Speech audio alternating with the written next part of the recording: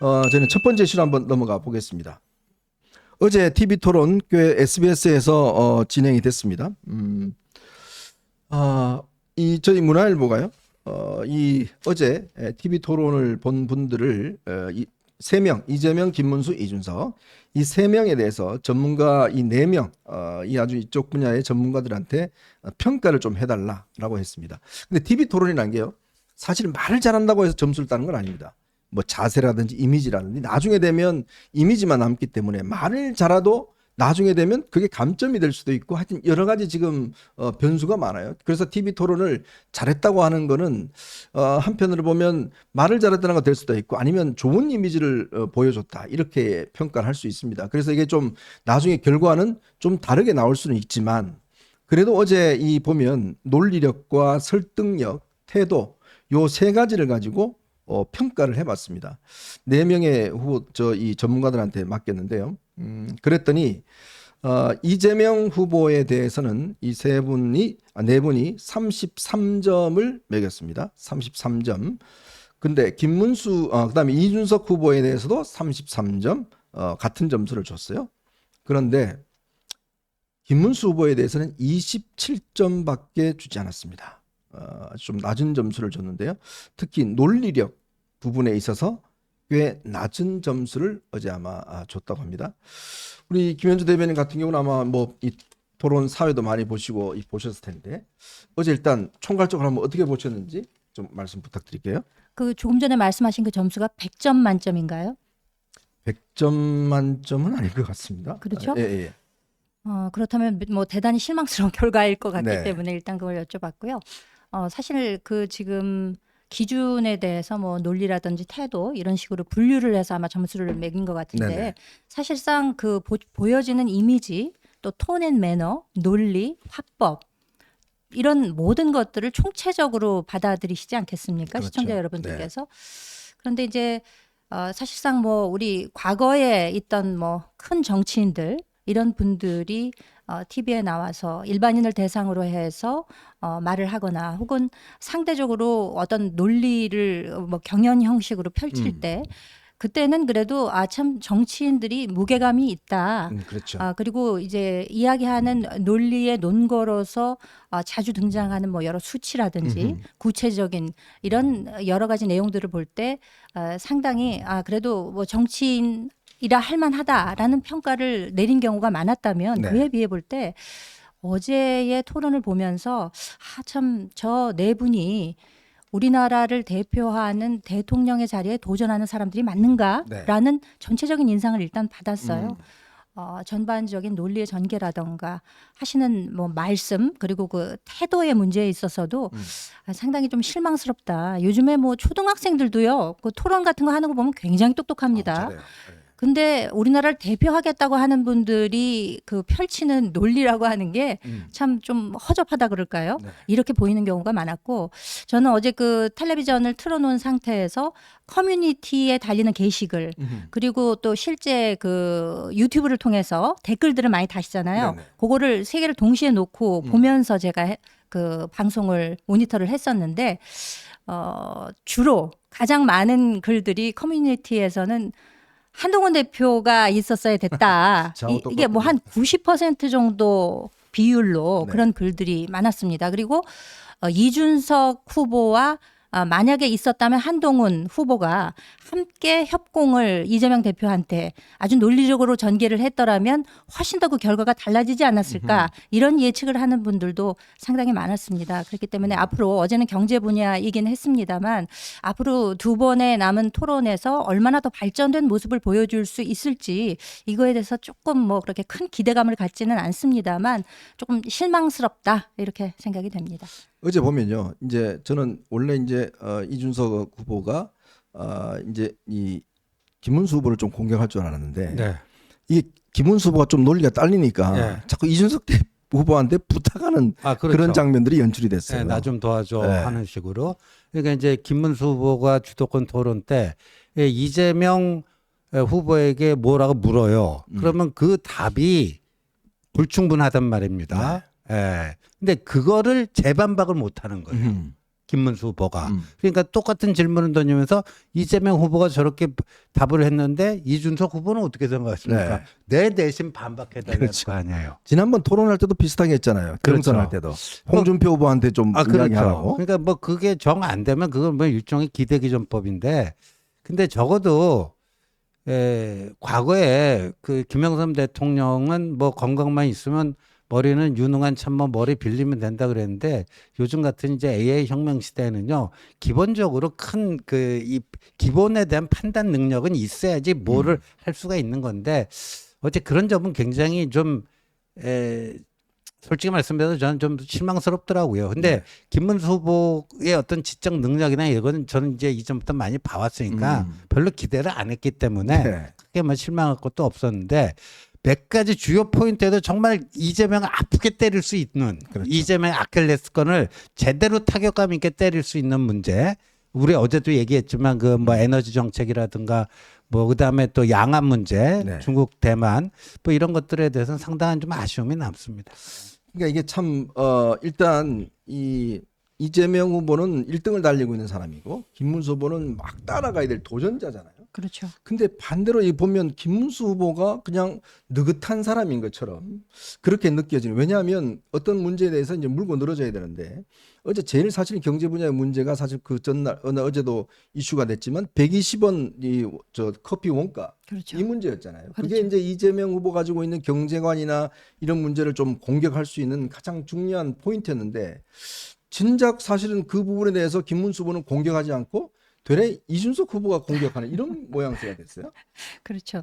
그 김문수 후보의 경우는 우리가 경선 과정에서 치열하게 토론을 여러 차례 하는 걸 봤잖아요. 네. 그렇기 때문에 저분이 어떤 식으로 토론에 임하겠다 하는 정도의 예측치가 있었습니다. 그렇기 때문에 뭐 기대 수준이라고 하는 게 어느 정도는 이렇게 마음속에 담아둔 것이 있었기 때문에 큰 실수만 해주지 않았으면 하는 이런 바람들을 아마 많은 분들이 가지고 계셨을 텐데, 그런 예측치에 비해 본다면은 뭐 이렇다 할 그 후속 질문을 통해서 날카로운 그런 공격을 하지 못한 것은 아쉽지만, 그래도 뭐 기본 정도는 하지 않았나 이렇게 생각하는 분들이 많으실 것 같고, 네.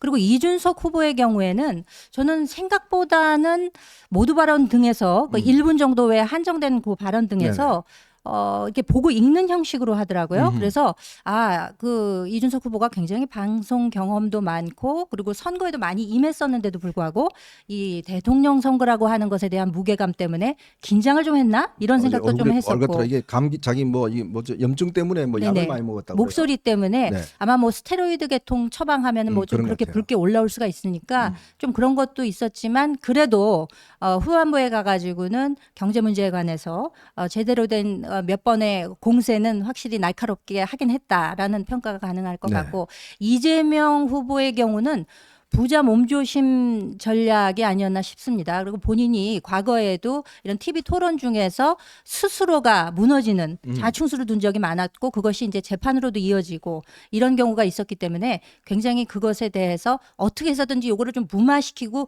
요 토론을 좀만 잘 넘겨보자 하는 그런 심산이 좀 엿보이기도 했고요. 그러나 다만 무슨 이야기만 나오면은 왜 그렇게 극단적으로 얘기하시죠? 이런 식으로 말을 잘라버리는 그렇죠. 이런 태도를 보이는 것, 그리고 본인이 그 사진을 조작한 거죠. 이걸로 기소가 되지 않았었습니까? 그럼에도 불구하고 왜곡한 거죠, 조작한 거죠, 이런 이야기들을 조작이 입에 딱 붙어 있어요. 네, 수차례 어떤 언어 습관처럼 그렇게 붙어 있는 맞아요. 게 아닌가 싶을 정도의, 물론 뭐 본인이 이제 그 공직선거법이 이제 추후에 재판이 중지되고 이후에 뭐 면소 판결이 될 걸로 예상을 해서 뭐 안심하고 있는 건지는 모르겠습니다만, 그런 식의 어법을 구사하는 것, 이런 걸 통해서 아마 인심이나 성정 이런 것들도 엿볼 수 있는 부분이 있는데도 불구하고 계속해서 이렇게 단절시키고 그것만 무마시키려는 뭐 이런 전술로 임한 것이 아닌가 이런 생각을 해봤습니다. 예전에 아마 여러분 대선 때 그때 총선 때죠. 윤석열 전 대통령이 저쪽 이제 그 농산물 시장에 가서 대파 하나를 뭐 들어서 874원인가요? 그 이야기 맞아요. 하라 하는 바람에 총선 때 뭐 MBC 뭐 등등해서 어마어마하게 두드려 맞았잖아요. 그랬죠.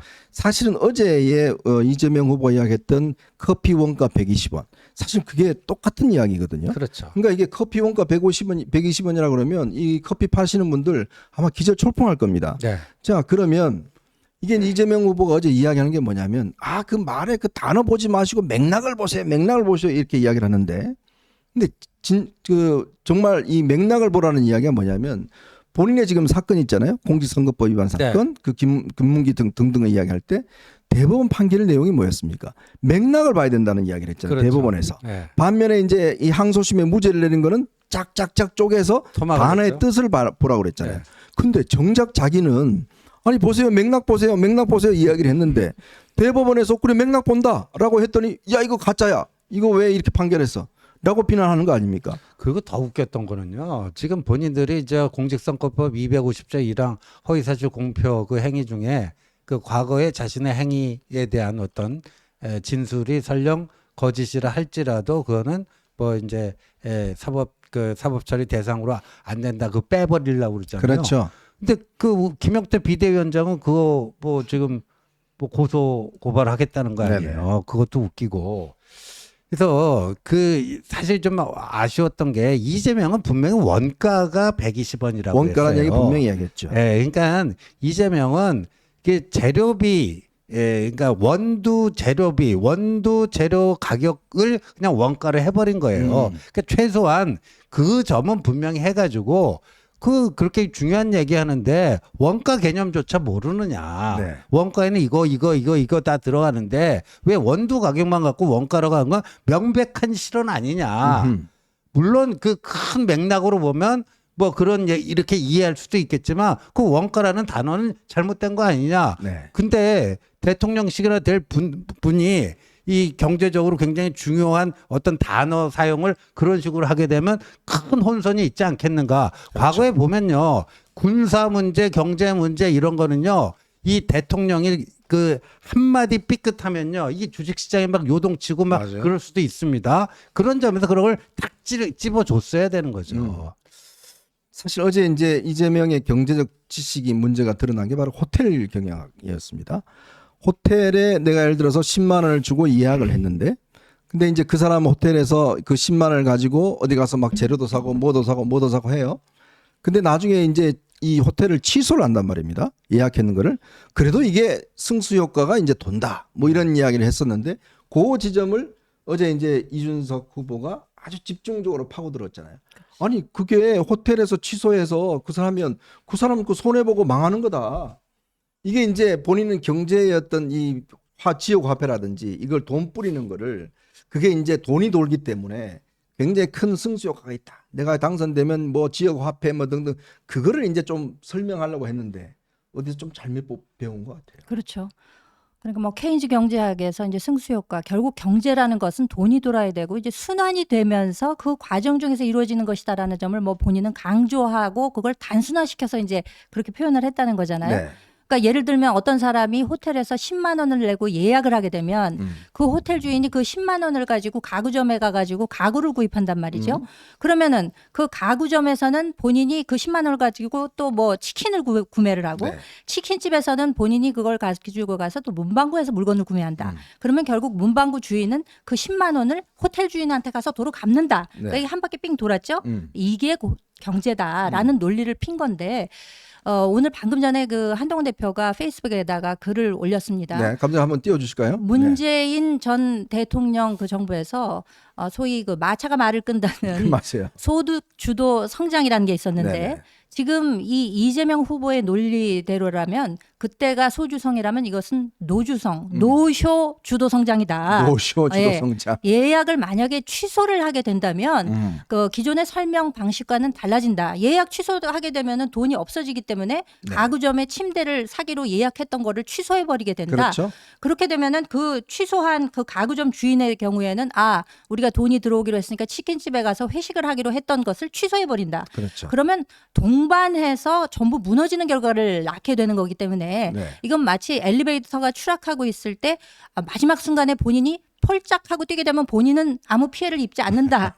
이런 것과 같은 논리다라는 네. 점을 지금 강조를 하고 있는데 기본적으로 이거는 굉장히 사기성에 기반을 둔 맞아요. 그런 내용 아니겠습니까? 그 돈이 10만 원이 있지도 않은 현물을 가지고 한번 삥 돌았으니까 이게 경제적인 승수 효과가 난다. 이거는 참 모르겠어요. 그 이재명 후보 본인은 어떤 그런 소신을 가지고 계신지는 모르겠으나 이 말도 안 되는 경제 논리를 펼친 것이다. 그렇게 해석이 됩니다. 딱 좋은 말이네요. 노쇼 주도 예, 정자. 노주성. 예. 오늘 그 또 노주성. 우리 한동훈 전 대표가 좀 재치가 있잖아요. 아, 그러니까 역시, 노주성 예. 신조 예. 하나 만들었습니다. 소주성에서 근데 이제 저런 비판도 가능하고요. 제가 이제 이재명이 후로꾸루 경제학을 좀 배웠다는 네. 게 저희 이제 케인즈 경제학에서 나오는 이제 케인즈 경제학이라는 게 그 전에 이제 고전주의 경제학하고 비교해 봤을 때 뭐냐면 국가의 그 재정 투입, 그 재정 이게 굉장히 중요하다라는 거예요. 그러니까 그때 이제 케인즈 경제학이 나오게 되는 역사적 배경이 대공황 아닙니까? 그렇죠. 그럴 때 이제 정부가 적자 재정이라도 이게 재정 과감한 재정 투입을 통해서 뭘 창출해 내야 되냐면 유효 수요예요. 이펙티브 디맨드라고 해갖고요. 어우, 예. 나옵니다. 이 케인즈 경제학의 아주 핵심 개념입니다. 네. 이펙티브 디맨드. 유효 수요인데 유효 수요라는 거는요. 두 가지 측면이 있어야 돼요. 구매 능력이 있어야 돼요. 그러니까 저 10만 원을 받았으면 그 10만 원을 살 수 있는 구매 능력이 됐잖아요. 네. 근데 능력만 있어 갖고는 유효 수요라고 안 해요. 구매 의사가 있어요. 의사가 있어야 된다. 구매 능력 플러스 구매 의사까지가 있는 상태를 유효 수요라고 합니다. 근데 지금 이재명식의 이제 지역 화폐 이제 제가 그 일본에서 유학한 토착 외국으로서 한 말씀 드리면 일본에서도 그 지역 화폐 정책을 꽤 많이 썼어요. 네. 근데 안 돌아요. 저거는 뭐 이제 돌기라도 했잖아요. 네. 아예 안 돌아요. 왜? 불경기면요. 그런 어떤 지역 화폐나 뭐 이런 것도 받더라도 그냥 안 쓰고 쟁겨놔요. 우리도 지난번 지역 화폐를 30%인가요? 그때 코로나 지원금. 그렇죠. 그냥 밖에 안 들었다는 거 아닙니까? 그렇죠. 그러니까 유효 수요가 제대로 창출이 안 되는 거예요. 예를 들어서 100을 투입했으면은 그거를 70은 쟁여놓고 30만 쓴다 그러면 그게 무슨 효과가 있냐고요. 그러니까 그러니까 일본도 이제 저출산 고령화 그다음에 경제가 고도성장기를 거쳐서 성숙을 거쳐서 좀 노화 단계에 들어가면서 우리랑 비슷한 거 아니에요. 일본이 이미 저런 지역 화폐 정책에 뭐고 실험을 많이 해봤는데 별 효과 없다. 이 결론이 난 거거든요. 그러니까 후로꾸루 배웠다는 게 유효 수요가 뭔지도 잘 몰라요. 네. 그러니까 이재명 후보한테는 좀 깊이 들어가면 안 돼요. 네. 깊이 들어가면 뭐 맥락을 봐야지 뭐 이렇게 이야기를 하니까 그리고 어디 뭐 이상한 유튜브에서 배운지는 모르겠는데 어쨌건 이게 이제 지금 뭐 본인이 왜 이런 주장을 하느냐 이제 이재명 후보가 당선이 되면 지금 지역 화폐를 대대적으로 뿌릴 계획입니다. 지금 추경을 해서라도 아마 제가 볼 때는 추경 한 30조에서 50조 정도 할 거예요. 본인이 이야기했던 이 지역 화폐 뭐 옛날에는 기본소득 이야기했는데 왜냐 이 당선 축하금을 뿌려야 되잖아요. 네. 이제 그걸로서 재정을 확 이제 해서 봐라 이렇게 이재명 되니까 살기 좋아졌네. 야 이재명 되니까 이제 소고기도 먹네. 뭐 이런 이제 여론을 형성하려고 하는 거 아니겠어요? 근데 우리가 경험을 해봤지만 그렇게 뿌린 돈은 나중에 엄청난 인플레이션으로 다 돌아오지 않습니까? 그러니까 본인은 어쨌거나 이재명이 그동안 주장한 바가 있기 때문에 그래서 이제 저 호텔 경제학이라는 걸 들고 나왔는데. 그 허점을 사실 어제 이제 이준석도 공격을 했지만 사실 이런 부분은 좀 김문수 후보가 경영학과 나왔죠. 경영학과 나왔는데 네. 저 경제 공부를 거의 안 했어요. 뭔가 좀 공격을 했어야 됐는데 참 그게 너무 아쉬워요. 아마 우리 이 한동훈 대표가 있었으면 바로 이 노쇼 경제학 이걸로 그냥 확 그냥 딱 이미지가 잡히잖아요 지금. 그렇습니다. 네. 아마 모니터를 아마 하셨을 텐데 집에서 주먹 불끈불끈 쥐시지 않았을까 이제 그런 예상을 해보고 보는 분들도 사실 너무 답답해서 보다 중간에 관뒀다라는 그런 이야기 하시는 분들도 굉장히 많았어요. 네. 조금 더 공격적으로 뭔가 주도권을 쥐고 갔어야 되는데 굉장히 좀 소극적으로 임할 수밖에 없었던 그런 형편 이런 것들에 대해서 아쉬워하는 분들이 많았다고 생각이 됩니다. 그리고 어제도 이제 그 얘기를 하던데 이재명 후보의 경우는 아니 왜 국가가 이럴 때 가만히 있어야 되냐. 지난 네. 우리가 코로나 사태도 거쳐왔지만 국가가 조금 더 국가 재정을 가지고 적극적으로 임했어야 된다라는 얘기를 하는데 아니 전국민 재난지원금 몇 번에 걸쳐서 뿌렸잖아요. 그렇죠. 그것 때문에 국가 부채가 600조에서 400조가 늘어서 아주 그냥 단번에 천조국이 됐는데 그런 거는 뭐 안중에도 없었던 것인지, 그리고 적극적인 재정 정책을 핀다고 하는 것은 국가를 그야말로 나락가게 하는 지름길이라고 할 수가 있습니다. 우리가 뭐 괜히 베네수엘라 이런 얘기를 하겠어요. 누구나 뻔연히 아는 것이고, 그것이 우리 미래 세대들에게 그 부담이 된다는 것은 명약관화한 얘기인데, 그것에도 불구하고 벌써부터 저렇게 적극 재정 원칙만 이야기를 하고 뭐든지 다 해준다. 어제 이준석 후보도 그런 표현을 쓰더라고요. 그렇죠. 뭐든지 다 해주겠다는 얘기인데, 그렇다면 그 재원은 어디서 마련을 할 거냐, 이런 구체적인 얘기를 물어보면 그냥 말 끊고 그래서 어떻게 할 건데 이런 식으로 나온다는. 예. 아닙니까? 그래서 참 그런 대응에 대해서 무책임하고, 그러니까 지금 뭐 현재로 봐서는 여론조사의 결과나 이런 것들로 볼 때 뭐 이재명 후보가 뭐 단연 높은 위치에 있는 것은 사실이지만, 그럼에도 불구하고 앞으로 그래서 이재명 후보가 정부를 맡았을 때, 행정부를 맡았을 때 과연 어떤 일이 펼쳐질지에 대해서 많은 분들이 그래서 걱정하는 거 아니겠습니까? 참 걱정이 앞섭니다. 참 어제 제가 하나 또 지점도 이 재생에너지 자꾸 이야기를 하면서 네. 데이터 센터를 호남 쪽에다가 막 세우겠다는 거 네. 아니에요? 그래서 이제 이준석 후보가 그 이야기를 했잖아요. 아니 태풍 와서 한 3일 동안 그 전력 생산 안 되면 그때는 어떡하겠냐. 네. 이제 보니까 뭐 우물우물 넘어가더라고요. 네, 그러니까 예. 그 부분하고 그다음에 이제 본인이 이야기했던 실용적 외교. 네. 사실 이 부분도 지적할 부분이 꽤 있었는데. 그렇죠. 근데 저 김문수 후보가요, 자격증 옛날에 그 노동운동하면서 자격증을 많이 땄거든요. 한 10 아마 개는 땄다고 전기기사 그랬죠. 뭐 이런 네. 것도 있을 거예요. 그 7개인가 뭐 자격증이 있는데, 그래서 뭐 아까 그런 그 저 케인즈 경제학은 조금 뭐 그렇다 치더라도 이거는요, 전기기사 자격증이 있으면요 이렇게 할 수가 있는 거예요. 근데 데이터 센터 있잖아요. 네. 데이터 센터 하나 하려면요, 우리가 킬로와트는 1000와트 아니에요. 네. 메가와트는 또 킬로와트가 1000개 있어야 되는 거 그렇죠. 아니에요. 기가와트는 또 메가와트가 1000개 있어야 되는 맞아요. 거거든요. 근데 요새 이 데이터 센터 하나 운영하려면요 몇 기가와트가 필요한 네. 거예요. 그러니까 무슨 오픈 AI라든가 무슨 뭐 그 저기 뭐예요, 이런 그 큰 챗GPT 뭐 챗GPT 이런 데는 그 회사 하나만 가지고 기가와트를 써요. 맞습니다. 그리고 이제 AI 혁명 시대 이게 연산 훈련 같은 거 네. AI 프로그램 개발하는데 엄청난 전력 소모가 되는 건데, 어제 제가 시급한 게 뭐냐면은 뭐 전라남도 해남에 그 데이터 센터를 만들다고 그랬잖아요. 그거 서해안에 풍력 발전으로 다 하겠다. 그러니까요. 에너지 다 그 채우겠다. 그리고 요즘은 데이터 센터 만들면은 재생 에너지로 이렇게 하는 게 표준이다 그러는데, 그렇죠. 제가 거기서 시겁했어요. 야, 저 사람 무식하면 용감하다고. 네. 그걸 어떻게 그걸 다 채웁니까? 근데 우리가 타이완 잘 아시잖아요. 맞아요. 타이완이 탈원전 했잖아요. 근데 네. 타이완이 지진도 나고 태풍도 나고 그러면요 재생 에너지 아작납니다. 네. 아니 태양광은요 비 오고 눈 오고 그러면 태양광 꽝이에요. 그렇죠. 그래서 그 간헐성이라는 게 있어갖고 이게 좀 안정적인 전력 생산이 안 되는 거 아닙니까? 근데 원전은 그게 되는데 탈원전 해갖고 안 돼버리고. 그러니까 타이완이 말이죠. LNG가요 발전 단가가 제일 비쌉니다. 비싸죠. 제일 비싼데 요새 또 LNG 가격이 폭등했잖아요. 근데 타이완이 LNG 의존도가 40%나 돼요. 그러니까 이게 TSMC를 비롯해서 반도체, 제가 어제 좀 찾아봤어요. 그 반도체 업체가 그 잡아먹는 전력량이 타이완 전체 전력량의 8% 정도 돼요. 1기가와트 정도 되면요 최대 100만 가구 그 소비량이에요. 그거를 이재명은 용감하게도 어제 뭐 서해안에 그 간헐성 그 불규칙한 그 풍력 발전으로 다 충당을 하겠다는 거 아닙니까? 그러면 그 전기기사 자격증을 가진 김문수 후보가 그거 하나만큼은 정확히 때렸어야 돼요. 어제 우리 지호님을 내버렸어야 되는데 지금 들어보니까 너무 안타깝네요. 이게요 대만 가시면 거기 대만에요 그 저 뭡니까 이 정전이 많이 됩니다. 그 이유가 뭐냐면 대만이 전기가 없어서 TSMC는 무조건 가동을 해야 돼요. 거기는 이 중단돼 버리면 완전 반도체가 아작나기 때문에 거기를 제일 우선적으로 지원하고 대신에 민간의 전력을 전부 다 끊어버리는 거예요. 그러니까 그만큼 지금 이 실질적으로 이제 이 저 지원이 부족한데, 그러니까 그런 걸 보면 이재명이 그동안 뭘 공부했는지 모르겠어요. 그렇죠. 지난 대선 때도 사실 아리백 가지고 그렇게 뭐 했는데 또 똑같은 주장을 하고, 이 재생에너지도 이것도 조금만 생각해 보면 그게 아닌데 이렇게 주장을 하고.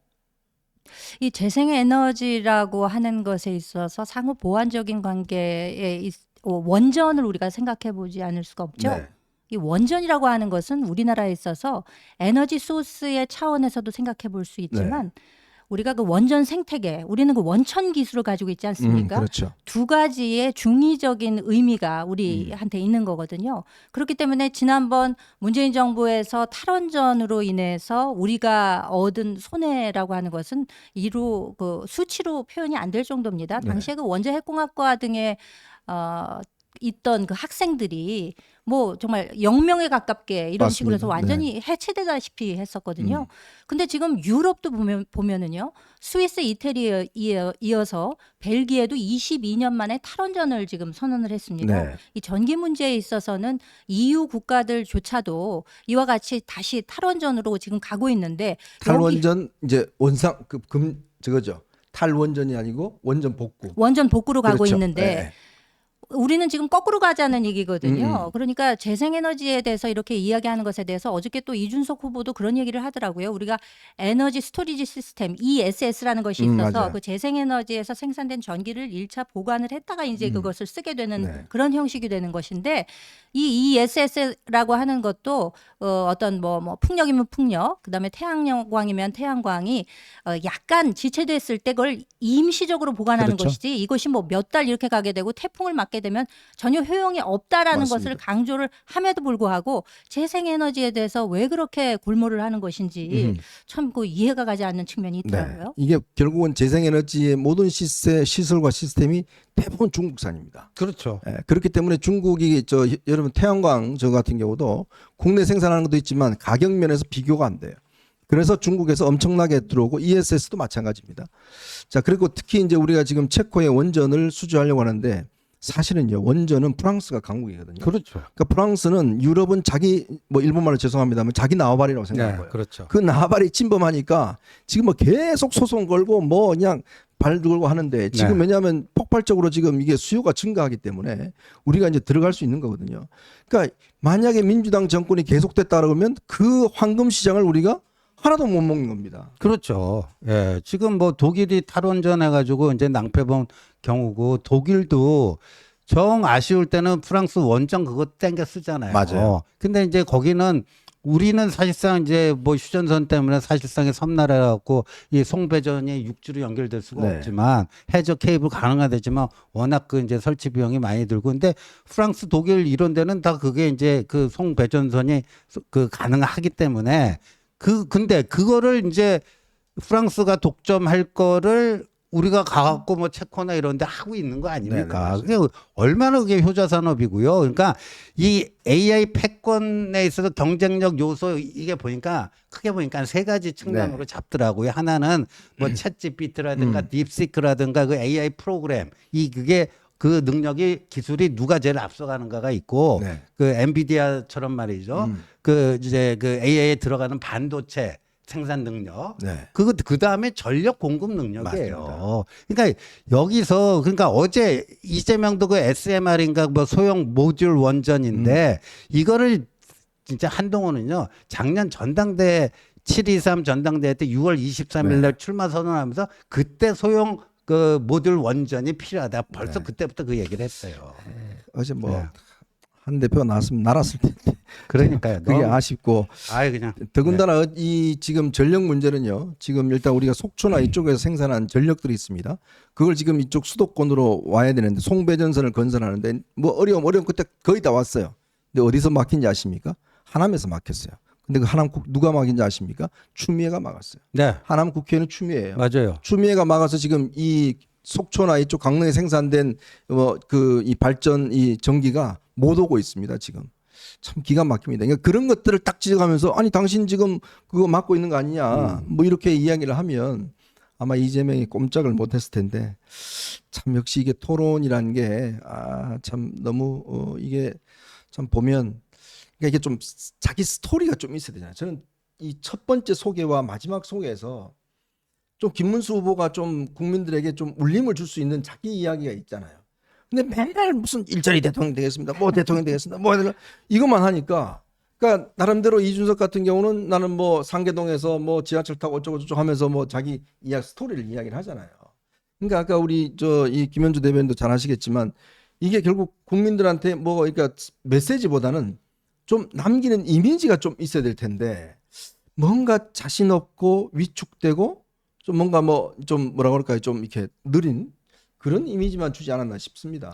근데 말의 속도도 아무래도 뭐 연세가 있으셔서 그런지는 모르겠습니다만 네 사람 중에 좀 비교적 느린 편에 속해 있기 때문에 네. 요즘에는 많은 분들이 이런 쇼폼 같은 데 익숙해 있어서 아우 빠르죠. 속도가 빠릅니다. 받아들이는 속도도 빠른 것에 익숙해 있는데 거기서 이제 말의 속도가 좀 느리고 처음에 모두 발언을 뽑은 순서에 따라서 김문수 후보가 제일 먼저 했어요. 네.